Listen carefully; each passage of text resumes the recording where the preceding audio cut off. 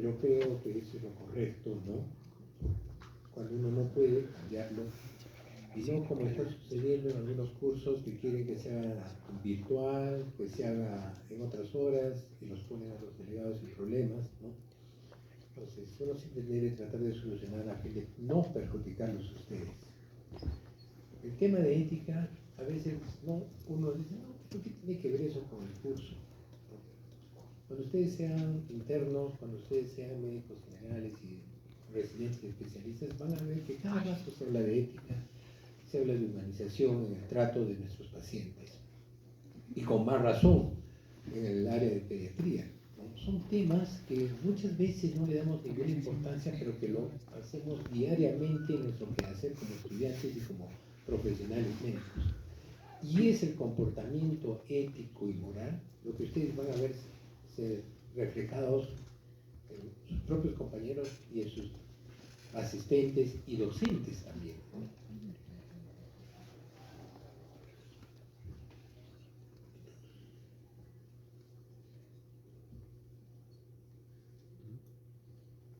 Muy bien. El COVID nos enseñó muchas cosas y aunque ustedes no lo crean, demostró pues la falta de competencias éticas y morales que tenía el profesional médico.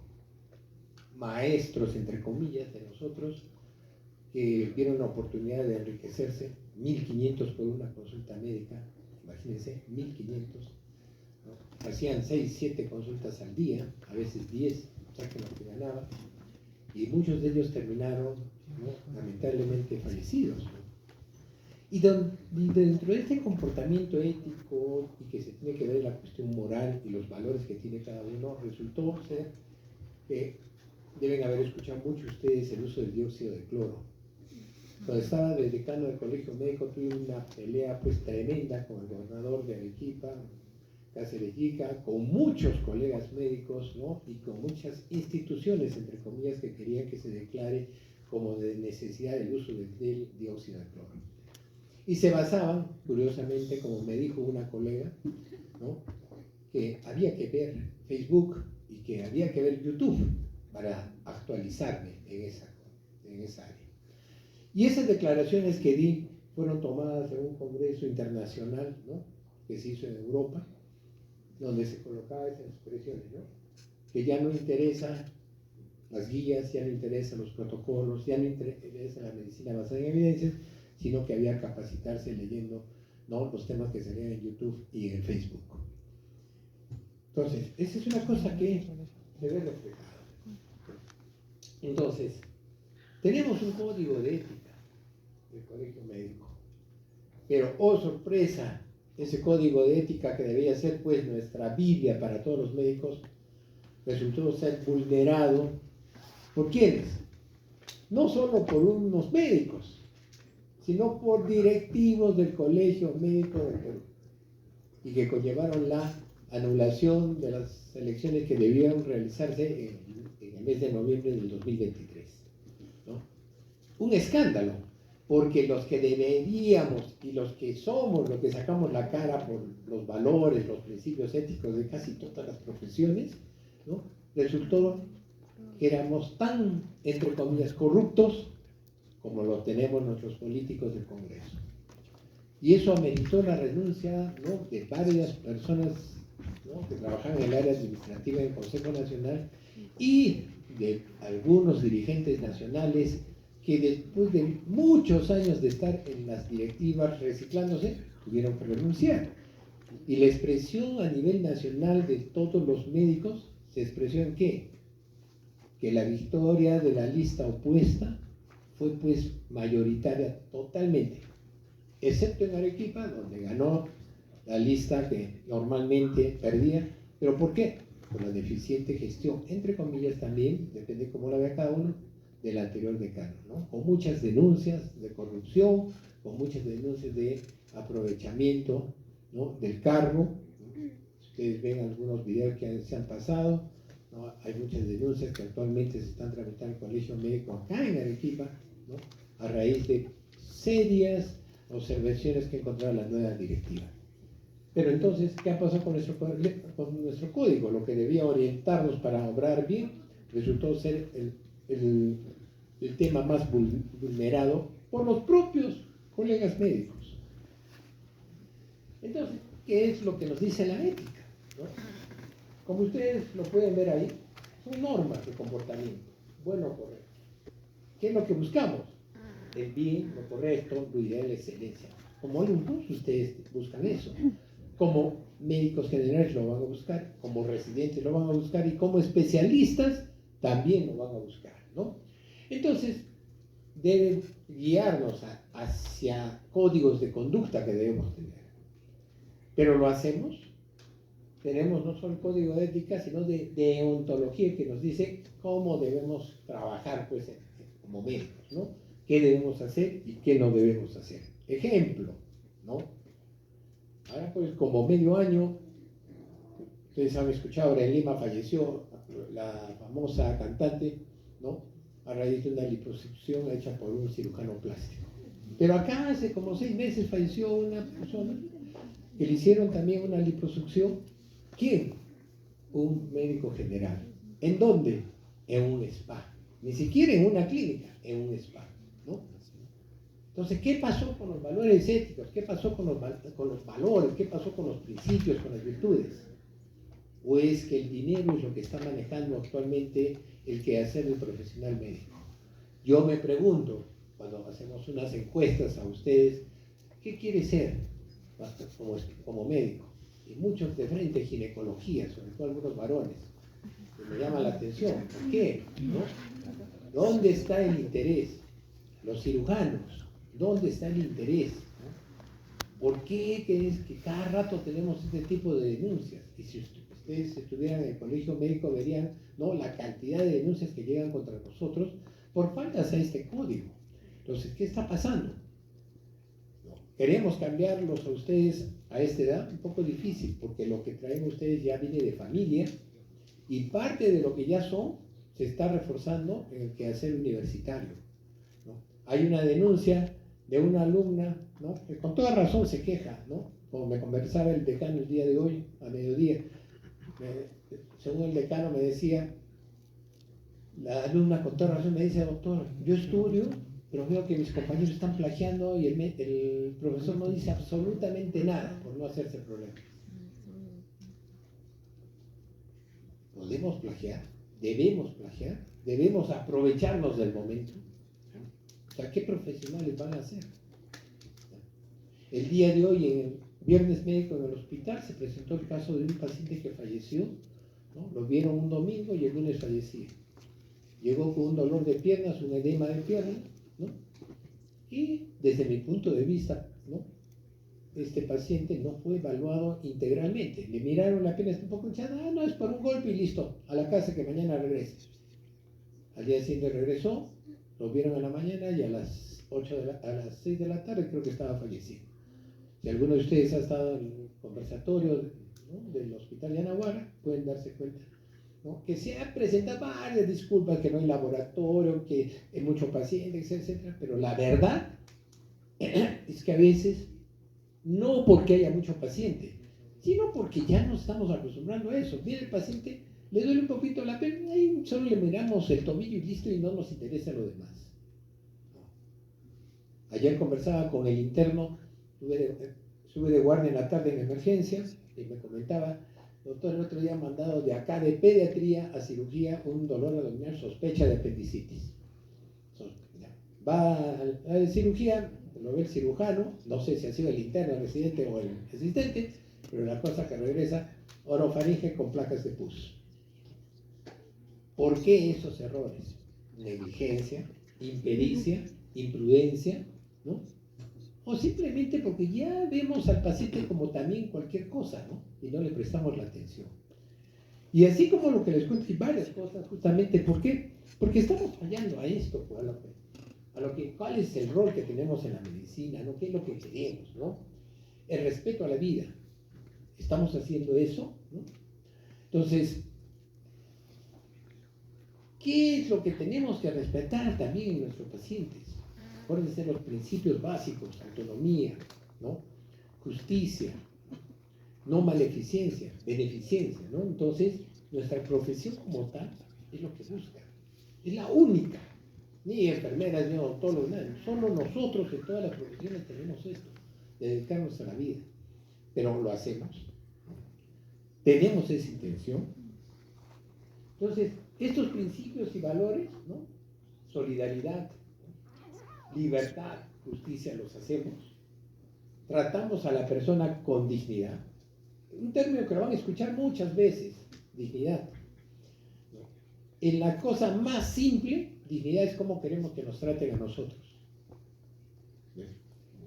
Autonomía, yo puedo decidir. Has visto lo que ha sucedido y que ha despertado todo un escándalo, sobre todo en las áreas religiosas, de la eutanasia que se ha practicado a una señora con un problema, ¿no? Grave, neurológico, irreversible, ¿no? Todo un escándalo. Pero ¿y este principio? No, pues es que la vida más importante. Ojo, los valores y principios no tienen nada que ver con la religión católica. Lamentablemente quienes nos influyen mucho y nos atacan mucho, ¿no? Con todo el respeto, son los pensadores católicos. ¿Por qué? ¿Eso qué significaría? Que un europeo, un asiático no puede tener ética, no puede tener moral. Sin embargo, en nuestro medio tenemos mucha confrontación con el catolicismo justamente por esto. No se respeta cuando les conviene la dignidad. No se respeta cuando les conviene la autonomía, ¿no? La integridad. Porque ellos lo ven desde un sesgo religioso, ¿no? Entonces, para tener principios, valores éticos, lo que tenemos que tener, pues, es en primer lugar, antes que la profesión, ser buena persona. ¿Y qué es ser buena persona? Tener empatía, ponernos en la situación de los demás, ser sinceros, ¿no? ¿Qué pasa? En la visita médica, le encuentro al paciente lesiones dermatológicas en la piel y le pregunto al interno, medio en broma, medio en serio, ¿por qué le está aprendiendo? Tiene todo el derecho a equivocarse, pero el residente menos. Pero menos los asistentes que pasaron y no se dieron cuenta el día anterior o los días anteriores. ¿Qué tiene este paciente en la piel? Mírale. Léeme mi historia clínica que has puesto. Y lo típico, probablemente muchos lo han hecho cuando han hecho su historia clínica, ahora que están en semiología. Piel, turgor y elasticidad conservados, ¿no? Tibia, ¿no? Listo. ¿Y estas lesiones? No me di cuenta, doctor. ¿Por qué? Porque no examinamos integralmente a nuestro paciente y lo consideramos como cualquier cosa.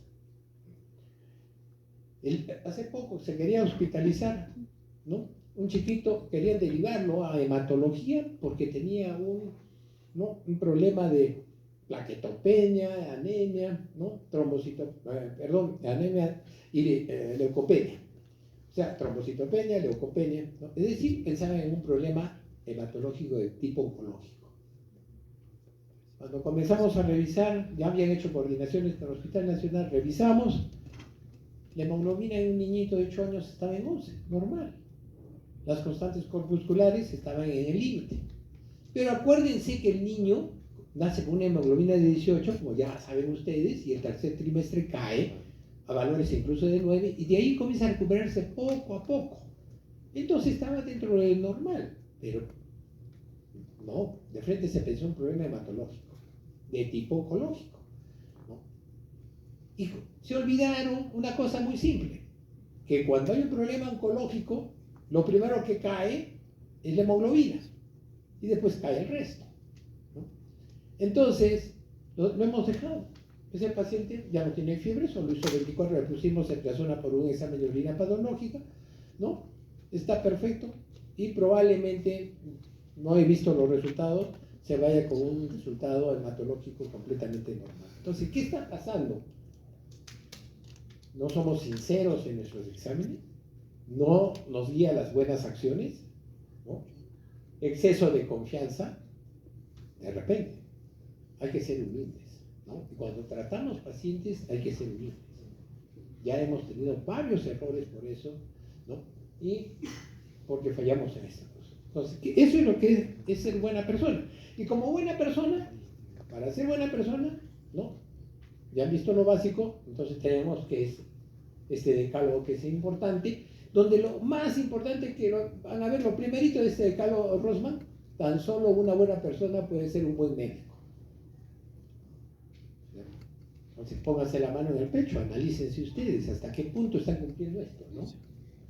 Debe elegir su carrera por vocación, ya no por el bolsillo, ¿no? Debe respetar los principios éticos y morales de la profesión. Debe anteponer siempre el interés del paciente al suyo propio. Entonces, sus actuaciones deben ser técnicamente correctas y moralmente válidas. Y así tenemos una serie de declaraciones hasta completar las 10, pero ¿qué refleja? Nuestra labor diaria como profesionales. Y ustedes están yendo a eso, ¿no? Ustedes van a ser médicos, van a ser residentes, van a ser especialistas y muchos de ustedes van a tener un buen renombre, ¿no? Y nos van a reemplazar a nosotros en las universidades, ¿no? ¿Qué más orgullo de nosotros de decir, este fue mi alumno, así mi interno, así mi residente, y mírenlo ahora dónde está? Tenemos así muchos, que hoy son, por ejemplo, en pediatría subespecialistas. Tenemos exinternos que son eminencias en tiroides, ¿no? Que cada cierto tiempo por lo menos me escriben a mí, ¿no? Entonces, esos son los alumnos que queremos que sean ustedes, que después dejen huella. Entonces, la vocación, ¿no? El trabajo humaniza al ser humano. ¿A través de qué? De la persona, ¿no? Entonces, así como queremos nosotros ser vistos como personas y no como objetos, también deben ser nuestros pacientes, ¿no? Y para la vocación, talentos, ¿no? Gustos y la utilidad, ¿no? O sea, eso es la vocación, ¿no?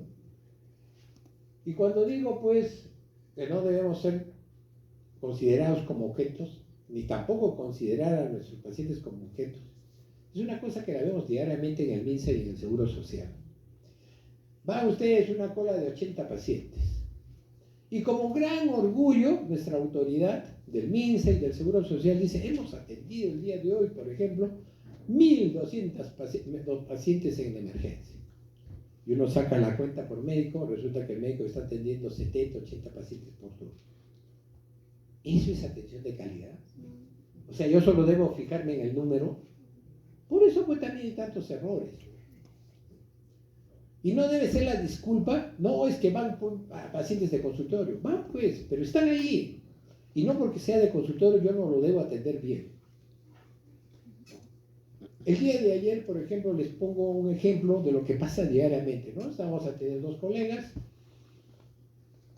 eso ya a las 6 de la tarde más o menos, y veo una auxiliar o un trabajador también de la institución, del hospital, ¿no? Que estaban mirando, y le pregunto, ¿sí qué desea? Le digo, no, doctor, es que hemos traído al hijito del compañero para que si lo puede ver. No lo tengo yo, pero termino de atender y lo veo. De repente lo llamo y lo veo en el otro consultorio. De repente sale, como al minuto, ¿no? Y se me ocurrió llamarlo. ¿Qué ha pasado? Le digo, ¿ya lo vio el doctor? No, doctor, dice que tengo que ir al área respiratoria. No había pacientes. O sea, no podía atender ahí, ¿no? Entonces, no estamos en una pandemia en este momento de COVID. Entonces le dije, por favor, pase, yo lo voy a examinar. Entonces, lo examinamos, le dimos su tratamiento y se fue contento. Entonces, ¿dónde está el desempeño ético de mi colega? Con todo el respeto que se merece como profesión. Yo no estoy dudando de sus competencias técnicas, pero sí tendría dudas sobre esa aptitud y esa actitud hacia las personas. Si así yo considero a un compañero de trabajo, ¿cómo consideraré entonces al resto? ¿No? Entonces, háganse esa pregunta, ¿no? Entonces, tenemos un montón de principios éticos que todos los días lo vemos: beneficencia, equidad, autonomía, confidencialidad, respeto, dignidad, solidaridad, honestidad, lealtad, justicia, ¿no? Los más conocidos, como decía, autonomía, no maleficencia, beneficencia, justicia y lo que es también la justicia distributiva, que son los que van a encontrar ustedes en el código de ética médica, más desarrollados, ¿no? Entonces, todo esto aplicado a la sociedad que nos da, en la sociedad, solidaridad, libertad, justicia. Como persona, respeto a la dignidad, a la autonomía del paciente y la integridad. Entonces, el rol de la medicina solo es un mencionar nada más respeto a la vida. Con eso lo digo todo. El respeto a la vida. El respeto a la persona. Ya no hablamos de gestión de pacientes. Si ustedes preguntan a sus familiares, muchas veces hace unos 10 años, 20 años, se dio la moda de hablar de clientes, ¿no? Los clientes internos y los clientes externos. Eso ya se dejó de lado. Todavía se insiste en los usuarios internos y externos, ¿no? Hoy hablamos de los stakeholders. ¿Qué son los stakeholders? Son todo lo que está relacionado con la función que hacemos, que puede ser lo interno, que puede ser lo externo. Pero se habla de stakeholders ya como personas. ¿Por qué? Porque tenemos que nosotros en la salud trabajar con esto de respeto a la vida, ¿no? Entonces, ¿con qué fin? Pues aliviar y reconfortar la enfermedad al final. Es lo que, para eso van nuestros pacientes, ¿no? Entonces, lo que les digo no son inventos, son cosas diarias. Va una mamá con su hijito por consulta externa donde ni siquiera uno está apurado. Pero como va con su pollerita, le dice, doctor, quiero que lo traigo para un chequeo. Ah, ya, muy bien. Ni lo examina y simplemente hemograma. Y cuando viene la mamá a los 7 días a ver el resultado, señora, ¿por qué lo ha traído? Vengo a ver los resultados, ¿por qué le pidieron? Siempre hay alguna razón, ¿no? Doctor, lo traje para chequeo y el doctor le ha pedido análisis. Veo, pero son hemograma. Un chequeo, ¿qué implica? Pacientes que están viniendo después de 2, 3 años.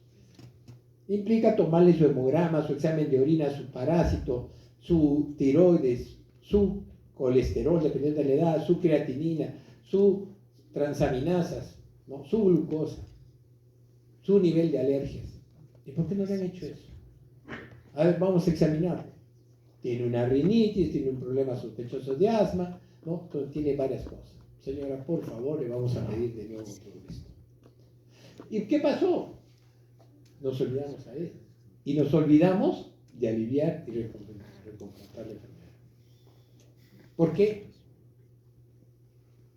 Habría que preguntarle a cada colega, ¿no? Pero si ustedes se retraen a lo que hemos mencionado anteriormente, es que no hay ese respeto a la dignidad del paciente, ¿no?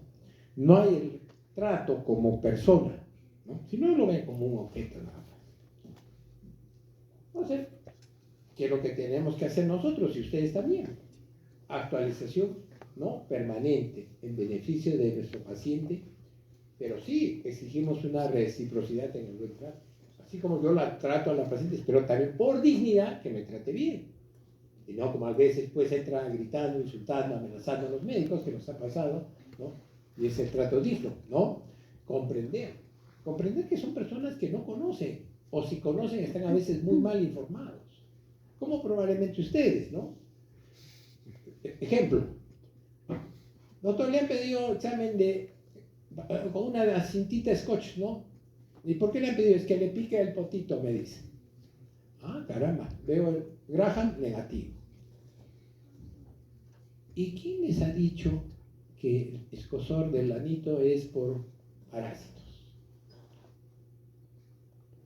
Si ustedes leen, hay unos folletos del MINSA que dice claramente rechinamiento de dientes y escozor del anito sinónimo de parásitos. ¿De dónde han sacado eso? ¿De dónde es la ignorancia? Escozor de la nariz es porque también hay gusanos.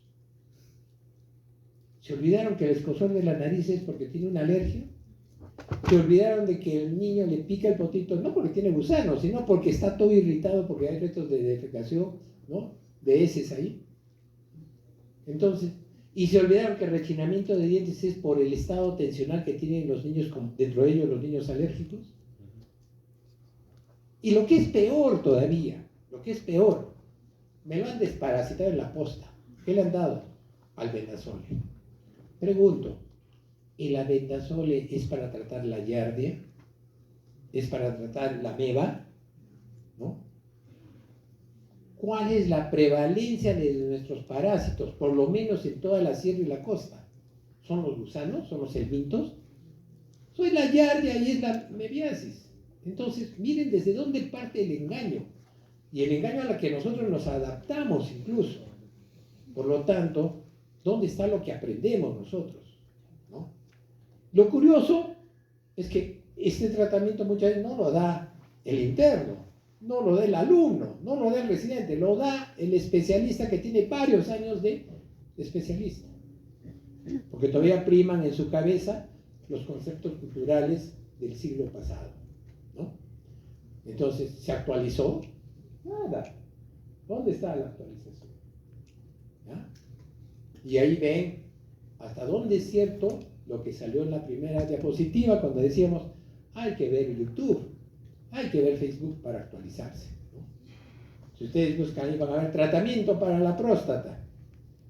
Media hora te hacen ver un video para que compres este medicamento con la grasa. Se descubrió en Arequipa, un arequipero descubrió cómo bajar la grasa en 3 días.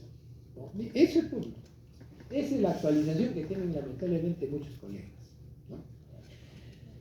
Entonces, ustedes son el cambio. O sea, ustedes son la generación que tiene que cambiar esa mentalidad. Trato digno de atención. Por favor, yo lo repito toda la vida, porque todos los días veo lo mismo. Y esto sí es un aprendizaje. No tuteen a los pacientes. ¿Ya? Si es su familiar, si es un amigo íntimo, está bien. Pero si ustedes no lo conocen, no lo traten de mamita, papito, ¿no? Señora, señor, ¿por qué tenemos eso de tutear? Es una costumbre muy enraizada en nosotros, ¿no? Sea la condición social que sea, trátenlo como señor, señora. Ese es su derecho, ¿no? Ese es el trato digno, ¿no? Sin embargo, el alumno escucha que el profesor lo hace, que el asistente lo hace, que el interno lo hace, que el residente lo hace y aprende lo mismo, ¿no? La atención oportuna, ¿no? En el momento, pues, basada en conocimientos, ¿no? Valga la redundancia, basados en evidencias, ¿no? Buscando satisfacer las expectativas del paciente, buscando solucionar esto de las necesidades de salud y conforme a los principios éticos vigentes. Miren ustedes, se dice el Perú, en el caso de 5 niños, 3 están con anemia. ¿Hasta qué punto es cierto? Se hizo un trabajo de investigación en el doctorado de medicina en la escuela de posgrado de la Universidad Católica y encontraron una cosa que sorprendió. No había anemia en el grupo que estudiaron. ¿Qué pasó? Qué raro. Entonces, ¿qué está pasando? Uno de los problemas que tenemos es lo que yo llamo los incentivos perversos. Yo contrato una enfermera, un técnico, para dar el hierro, para tomar las muestras. Y mientras me demuestre que hay anemia, la sigo contratando. Entonces, ¿qué va a hacer esta profesional sabiendo que no hay trabajo o que no consigue trabajo? Mientras más anemia tenga, va a seguir con el trabajo, ¿no? Eso es lo que pasa, ¿no? Entonces, las estadísticas son muy dudosas, muy dudosas. Igual, no le echemos la culpa a la periferia. En mi hospital, busquen a tal doctor para que le dé tratamiento para la anemia, ¿no? Tienen 14 de hemoglobina y tratamiento para la anemia, tratamiento para la anemia, tratamiento para la anemia. O sea, ¿dónde está nuestra actualización? ¿Dónde están nuestros conocimientos? ¿No? Si se trata de dar hierro, pues pongan ¿qué se llama? Un puesto ahí al entrar al hospital y a todo niño se le da su frasquito y que le dé. Pero no lo hacemos afuera, pero sí lo hacemos en la consulta externa. Entonces estamos cayendo en eso, Y ustedes están aprendiendo muchas veces eso. El médico debe tomar decisiones basadas en una reflexión, ponderación y objetividad, basados también en una pericia, experiencia y la preparación que han adquirido a lo largo de los años. Desafíos tenemos muchos, ¿no? El avance tecnológico, nuevos medicamentos, aumento de la prematuridad, etcétera, etcétera, ¿no? Y somos muy pegados a algo nuevo, quererlo hacer cuando nos conviene. Hace poco tuvimos una discusión entre los colegas pediatras, ¿no? Los internos se pusieron hidratación y comenzamos a hablar, ¿no? ¿Qué resultó? Yo les digo, yo estoy haciendo una recopilación de información y resulta que por lo menos en el hospital ningún pediatra hidrata de acuerdo a algún protocolo. Ninguno. Cada uno tiene su esquema, entre comillas. Si uno comienza acá, ¿cuánto de volumen le han dado? Resulta que le dan 30 centímetros por kilo, 50, etc. Lo curioso es que revisamos la historia para ver en función de qué se ha dado esa dosis y encontramos diagnóstico de aflexión de volumen, que es un deshidratado de segundo o tercer grado. Vamos al examen físico, no hay ningún signo de deshidratación. Entonces, ¿cómo podemos criticarlos a ustedes como hacen cuando hacen una historia mal hecha? ¿Cómo podemos criticar al interno cuando le decimos ¿por qué no has aspirado bien y no has encontrado este soplo? O cómo podemos decirle al residente, te equivocaste, cuando el principal, ¿no? El principal fallante en este sistema es el mismo especialista. Y esto sucede en todas las especialidades, ¿ya? Entonces, seamos íntegros, seamos honestos, hagamos un examen integral, porque van a comenzar a caer en lo que se llama la medicalización, es decir, medicamentos de todo le meten, ¿no? Si ustedes van al área respiratoria de mi hospital, van a ver que médicos recién egresados, algunos ya tienen 2 o 3 años como médicos generales, es una plantilla: clorfeniramida, dextrometorfano, acetilcisteína, ibuprofeno o paracetamol. Cuando me digo, ¿y para qué le das acetilcisteína? No, le dan fluidificante acetilcisteína con dextrometorfano. No necesitan nada de eso, pero lo copian. Y viene uno nuevo y aprende lo mismo. Todo por plantillas. Lo que es peor, si ustedes son objetivos, que está aprendiendo el médico, por lo menos en la seguridad social. Como tiene la computadora, ya no para escribir, ¿no? Lo tienen todo escrito. Entonces, de acuerdo a cómo viene, como dicen, ¿no? El marchante, copian y pegan, copian y pegan, copian y pegan. ¿Eso es ser buen médico? ¿Eso es ser buena persona? Entonces, no aprendan eso, chicos. Ustedes tienen otra visión, deben tener otra visión, otros valores, ¿no? Entonces, no aprendan esto. Entonces, ser diligente, lo estamos dejando. Actualización permanente, lo estamos dejando. ¿Debemos contar con los mejores medios y recursos disponibles? Sí, pues debemos contar, pero eso no es indispensable. No se trata de que ayer renegaba yo, disculpe la expresión, renegaba 30 revaluaciones del turno de la mañana. Todos les habían pedido análisis, a toditos. ¿Y cuántos de esos necesitaban análisis? No les exagero, de 32. Entonces, ¿por qué hacemos eso? Porque pues, no me hago problemas. Examen de orina, examen de heces, examen de orina. Muchos de los colegas que dicen que hay que estar, el protocolo dice, la norma dice esto, la guía de prácticas dice esto, pero no leen en el programa de la YEPI, que eso es a nivel panamericano, dice ahí, no hay ninguna evidencia para solicitar examen de heces en todas las diarreas. Ninguna evidencia. ¿Y por qué a todo el mundo le piden? Entonces, tampoco es cuestión de tener todos los medios. O porque va con un dolor abdominal, de frente ecografía. El colega de ecografías tiene 30 pacientes de pediatría porque le duele la barriga y tiene que hacer ecografía.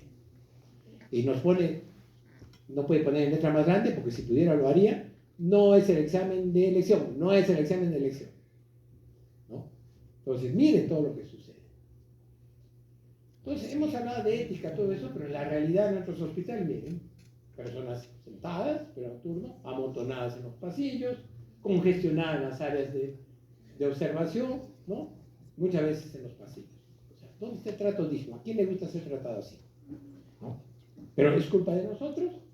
Entonces debe haber una política de humanización, promover la cultura. Por eso es que le hacemos esta clase. Preparación del personal. Por eso es que tomamos el tiempo de hablarles a ustedes. Líneas de intervención de usuarios internos y externos. Práctica de valores. Y miren lo que terminamos. Respeto a la dignidad humana. Motivación y reconocimiento, al buen trato, ¿no? Entonces, términos de humanización, miren ustedes, ¿no? Acá, convertir a niños y adultos para que se comporten como seres humanos al cabo de cierto tiempo. O sea, ese es nuestro objetivo. Conviértanse en seres humanos, ¿no? Definiciones que tenemos teóricas, pero miren lo que nos dice, acá debe tener lo que nos dice inteligencia artificial. Inteligencia artificial. Brindar una atención médica centrada en el paciente y su familia. O sea, hasta la inteligencia artificial nos está enseñando. ¿No? Es el colmo. Teniendo en cuenta sus necesidades emocionales, sociales y físicas. Este problema emocional muchas veces ni se toca. Ni se toca. ¿Y quién es el único, disculpen la expresión, pescadito que hace diagnósticos emocionales? Es el doctor Gutiérrez en los hospitales. Le preguntan a los psiquiatras, ¿quién es el que manda más pacientes para psiquiatría de niños? Es mi persona. ¿Por qué? Porque es más fácil, si viene un chico de 10 años, le duele el pecho, interconsulta al cardiólogo, radiografía, electrocardiograma, todo. Cuando lo sencillo es simplemente preguntar cosas sencillas, o examinar primeramente, ¿no? Contractura cervical, tensión, manos sudorosas, tensión, hiperreflexia, tensión. Cuando encuentro eso, inmediatamente pregunto, ¿a qué hora te acuestas? 11 de la noche. Es que tiene mucha tarea. ¿Agarras el sueño rápido? No, demora. ¿Te despiertas en la noche? Cada rato. Está como una persona, pues, ¿no? Ya por la edad uno no duerme todo el día, ¿no? Pero un niño, un adolescente, el adolescente debe ser como ustedes, que van a la casa, se acuestan a las 9 de la noche y despiertan a las 10 de la mañana al día siguiente, como hacen los domingos, ¿no? Entonces, pero ese fue el adolescente, y nos olvidamos. Entonces nos olvidamos de este problema. Y a veces comenzamos a preguntar a la mamá, señora, ¿en qué trabaja su esposo? No, doctor, soy separada. O trabaja, pero viene cada mes porque es minero. Ya pues una familia disfuncional. Eso explica por los niños este problema. Y después el problema físico. Y resulta que este niño muchas veces ya ha ido por el cardiólogo, ha ido por el neurólogo, ha ido por el gastroenterólogo, ¿no? Ha ido por el dermatólogo y está dando vueltas y vueltas en los consultorios y nunca lo cura. Cuando el problema es emocional, ¿no? Cuidado cálido, respetuoso y empático. El ambiente. Ustedes han visto esa concentración de pacientes que hemos visto anteriormente, ¿no? Hay que hacer que nuestro paciente se sienta orgulloso, seguro y cómodo. Hay que ofrecer una atención integral de calidad. Hay que reconocer que cada persona es diferente. O sea, no hagamos pues la generalidad. No porque hice una ecografía y encontré un tumor de Willis, a todo paciente que viene le pido ecografía abdominal. Entonces, pues, como yo discuto a veces así, medio sarcástico, entonces tomémosles pues resonancia a todo el mundo de la cabeza y con seguridad vamos a encontrar por ahí algún quiste, algún tumor, pues, ¿no? 1 en 10,000, pero encontraremos, ¿no? Y el gasto, y a lo que sometemos al niño. Hubo una oportunidad que sospecharon un cuadro de una leucemia en un niño. Le hicieron, porque el familiar era trabajador del seguro, 3 tomografías integrales en la noche. 3 tomografías. O sea, este chico lo han radiado por todos sitios, tratando de buscar algo. ¿Por qué? Porque tenía fiebre y tenía leucocitosis de 30,000. hay que referirlo a oncología, ya se ha hecho el contacto, todo para que lo manden temprano. Vamos con el interno, a ver, abre la boca, pus por la garganta. ¿Qué tenía? Una sinusitis. Lo hospitalizamos y en 3 días ese chico estaba bien. ¿Eh? Entonces, no hay atención integral de calidad. Hay que reconocer que cada persona es diferente. Cada persona tiene sus propias necesidades emocionales y tiene todo el derecho también, cuando es grandecito, de decidir cómo quiere que le den una medicación o decidir sus alimentos, ¿no? Derechos, ¿no?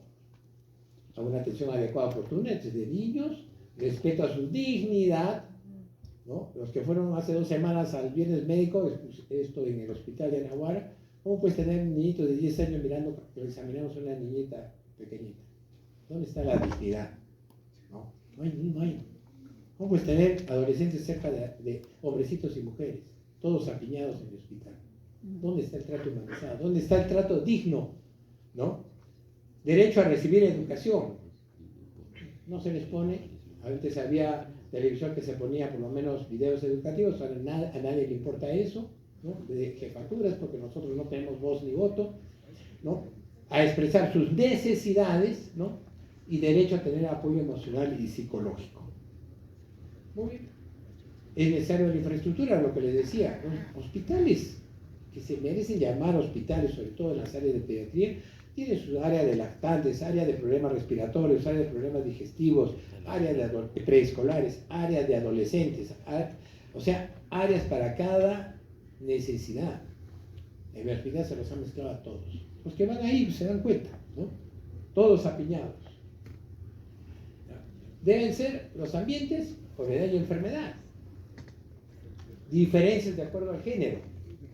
Tener en cuenta su edad, sexo y enfermedad para garantizar una atención médica de calidad y personalizada.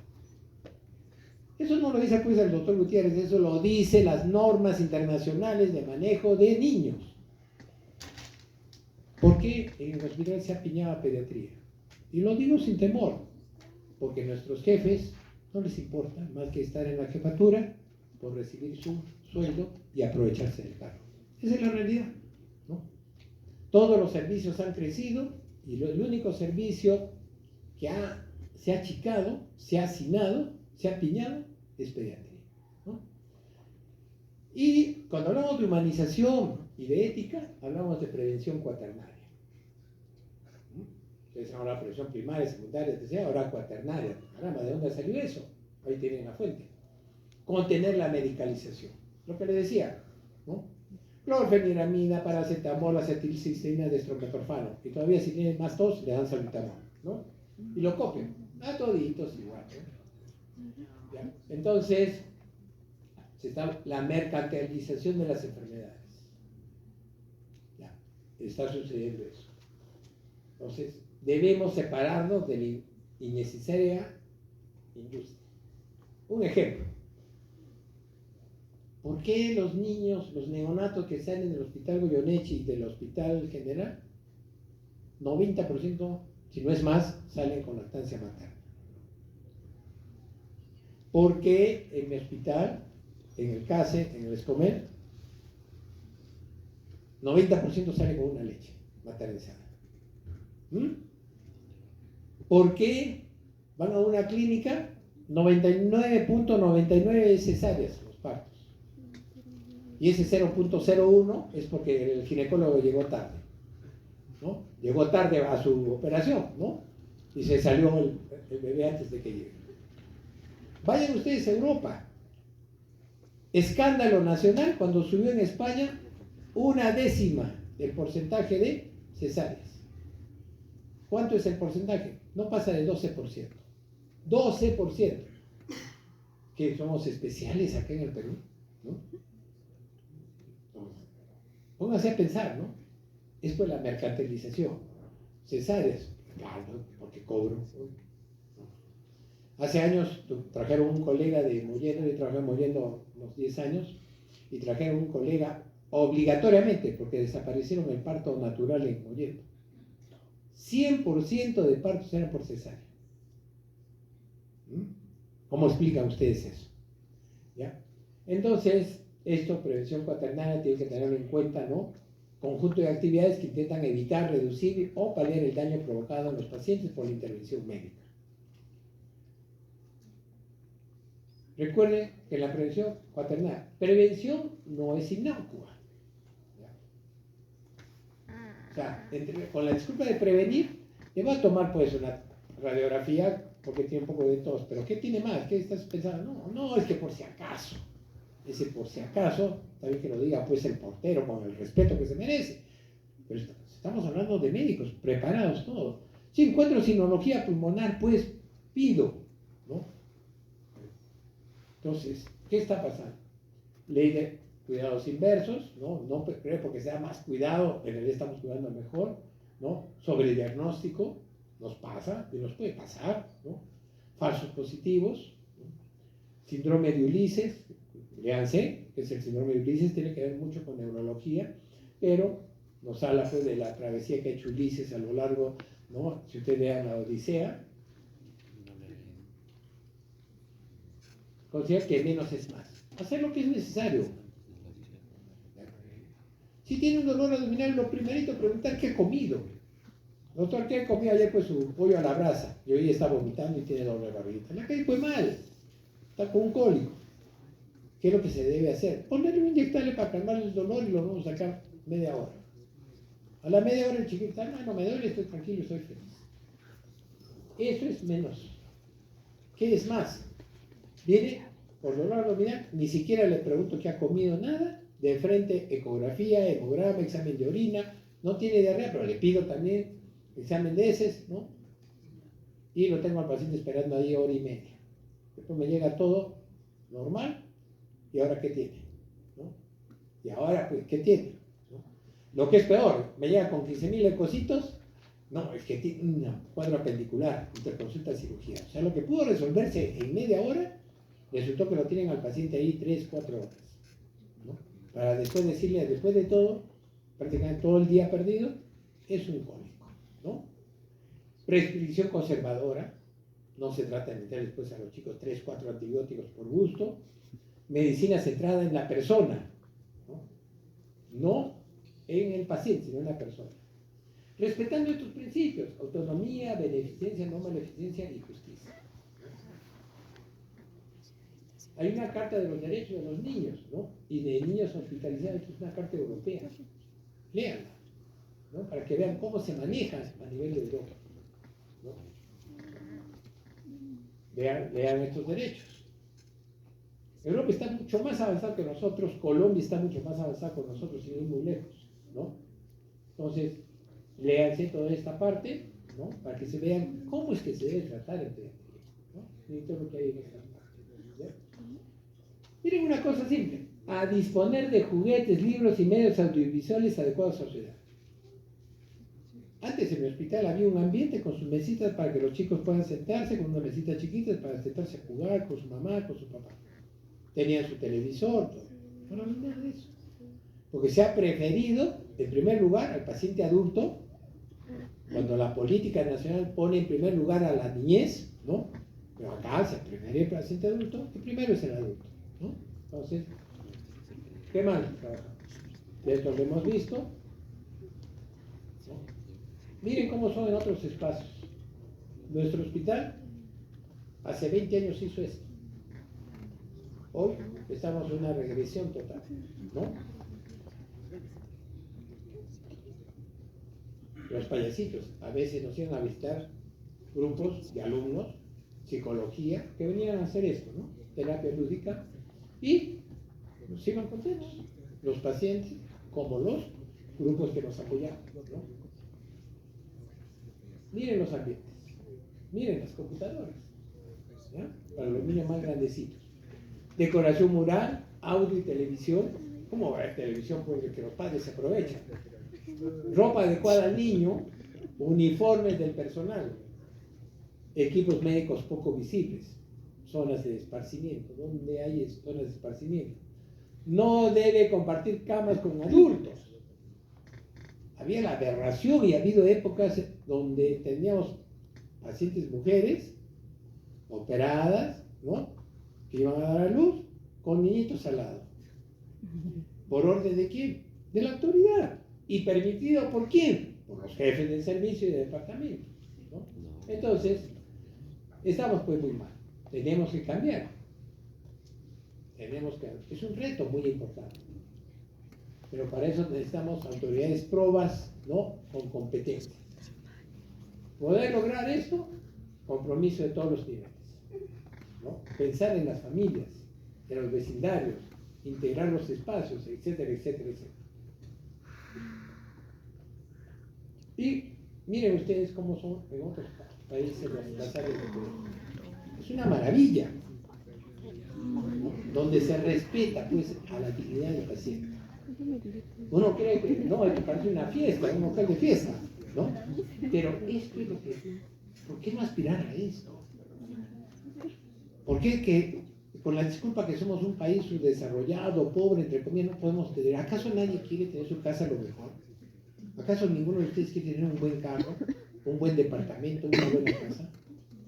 ¿Y por qué cuando hablamos de nuestra segunda casa lo consideramos como lo peor? Porque no hay ética y porque no hay nada de humanización. Entonces, humanización no se trata pues, de darse un abracito el 14 de febrero porque es el Día Nacional de Humanización, sacarse la fotito por el famoso pulgar para arriba y después sigues haciendo todos los atropellos contra los niños y contra los pediatras y contra las familias de los niños enfermos, ¿no? ¿Podemos cambiar? Ojalá, pues es una utopía, pero podemos, ¿no?